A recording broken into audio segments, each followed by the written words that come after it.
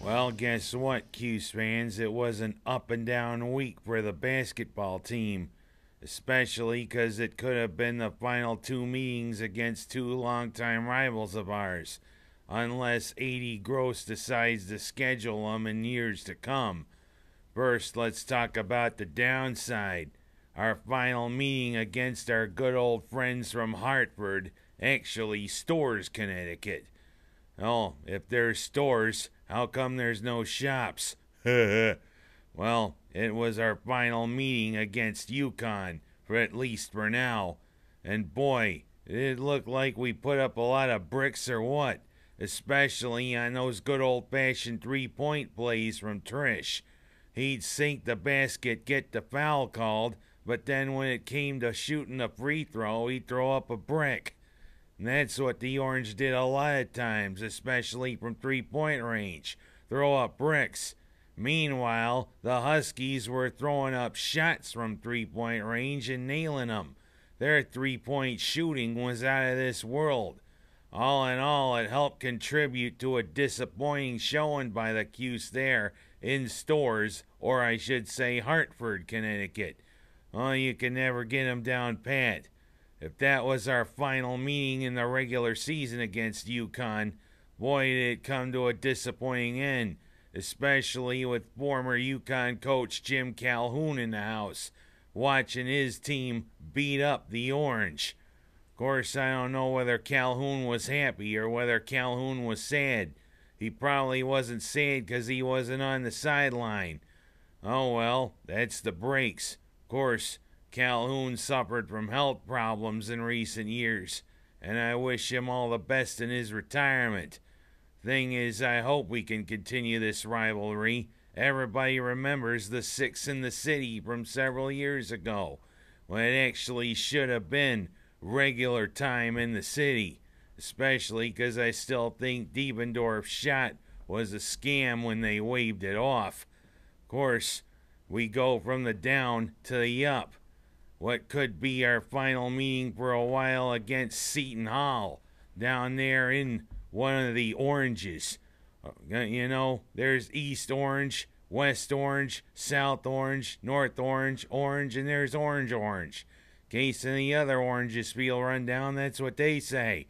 But of course, it was a nice way to rebound there in whatever orange it was in the Prudential Center there. The Orange looked pretty good coming back against Seton Hall, beating the Pirates. Although the Pirates did give us a good tussle there for a while. Whatever it was a down and then up week for the Orange. And I mean, this should be an up week hopefully coming up. Tomorrow night, we have Providence coming into the Dome. And of course, Mr. Cooley and his haircut. Oh, what's that, a map of Albania on the back of his head? Oh, I could see Tyranny right there. And of course, on Saturday, it's Georgetown and Syracuse. That is going to be a big one. The first of our two meetings against the Hoyas. But this is going to be hopefully a big week for the Orange. We're up to 8th in the polls. You know what? Let's hope the Orange can continue their momentum from Seton Hall. Oh, well, we're on the subject of sports. I want to talk about a little bit of a unnerving story. I mean, when he took to the track last couple of years, me and a lot of others were enthralled by seeing him run against able-bodied runners. Everybody started calling him Blade Runner. And you know, he could almost keep up with the able-bodied runners because he was so good. But many people, including me, were disappointed at the events in Pretoria, South Africa, and Oscar Pistorius, who apparently killed his girlfriend, who was a very beautiful model from South Africa. Thing is, Pistorius claimed that he thought it was a robber, but some facts are creeping out like this could have been a lover's quarrel gone bad. Plus, he shot 3 bullets into the bathroom where she was. And I don't know whether to think this was a robber or whether this was premeditated. Of course, the judges said premeditated. And the thing is, his nickname was Blade Runner. But that should have also been a reference to the great movie there from about 31 years ago. Although, since when did Oscar Pistorius look like Harrison Ford? And if he thought she was a robber, how come it was in the bathroom where she was killed? Do you think a robber was looking for something in the bathroom? Or maybe that Pistorius had some high-profile skin cream or something, or some high-profile Stridex, or some high-profile Alka-Seltzer. Who knows what kind of ailments Pistorius had? Oh well. But me and others will be keeping a good eye on this story. But it would be a sad end if the Blade Runner should be known as now the Blade Gunner. Unbelievable. But let's go to a happier note. Danica Patrick qualifies for the pole for the Daytona 500. The first time a woman is on the pole for the great American race. And Danica Patrick has taken her lumps the last couple of years while she switched from the Indy cars to NASCAR.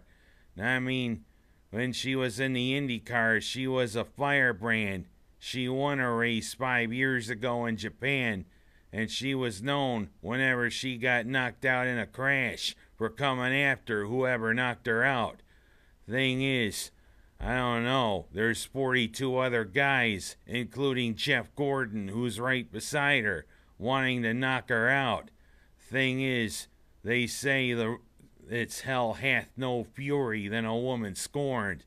If somebody tries to knock her out from the pole position when the race starts, I don't want to be that guy or his crew. You go, girl. Thing is, Danica, I kind of wonder if you're concentrating sometimes more on the publicity than you're racing. Everybody knows you look good, but come on. You gotta focus a little bit more on the racing aspect. Well, maybe she's gonna focus more come Sunday afternoon. This would be a great thing for a woman to win the great American race. Shirley Muldowney was the trailblazer for women in motorsports. And I definitely remember her when she won those 3 NHRA world titles.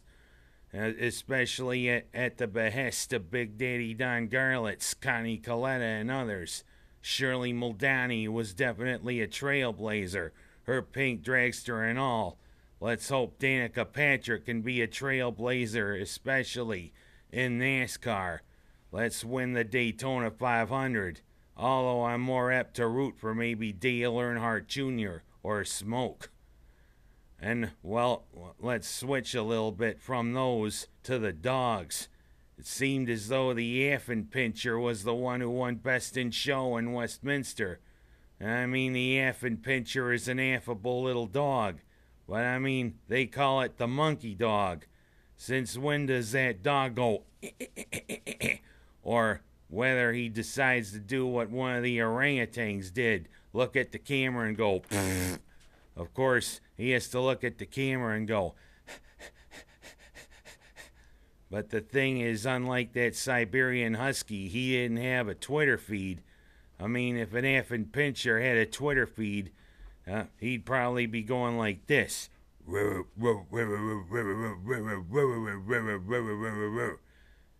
Translated, that means, I'm a dog who doesn't go to the apes.